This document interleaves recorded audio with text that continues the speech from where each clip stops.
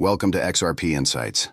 I've been following XRP and the broader crypto markets for years, and every once in a while, something happens behind the scenes that deserves a closer look.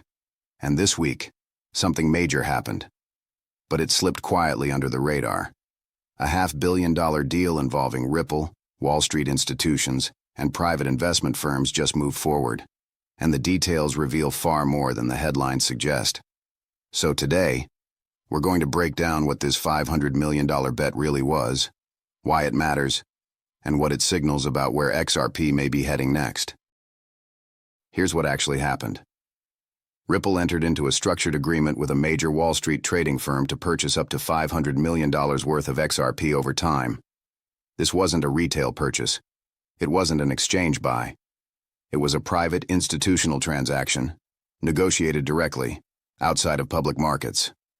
And the structure of the deal tells us something important. These firms aren't looking for a quick trade. They're positioning for long-term exposure. What makes this deal important isn't just the size, it's the structure behind it.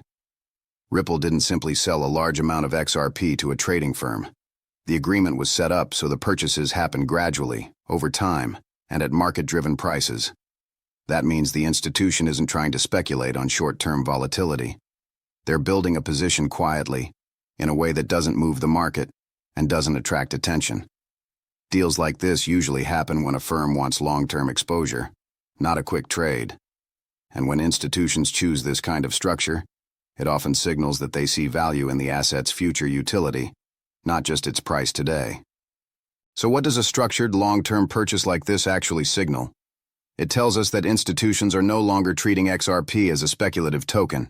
They're viewing it as infrastructure, something with a defined role in cross-border payments, liquidity management, and settlement. These firms don't allocate hundreds of millions of dollars toward assets they don't believe will be used. They're looking at Ripple's technology, the global payment corridors being built, and the potential for XRP to serve as a bridge asset in a much larger system. Moves like this usually happen when utility is starting to matter more than short-term price.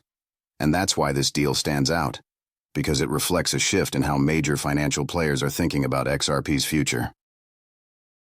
One of the most overlooked parts of this deal is how it affects XRP's available supply.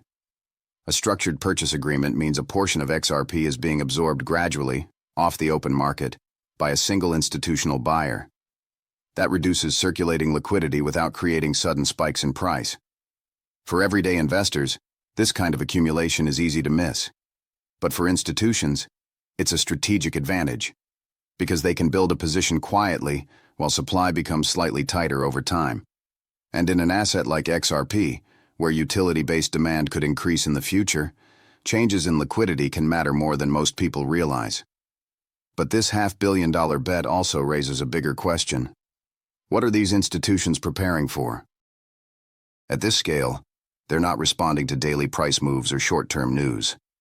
They're preparing for a scenario where XRP's underlying technology becomes more widely adopted, whether that's in cross-border settlement, liquidity on demand, or new payment corridors.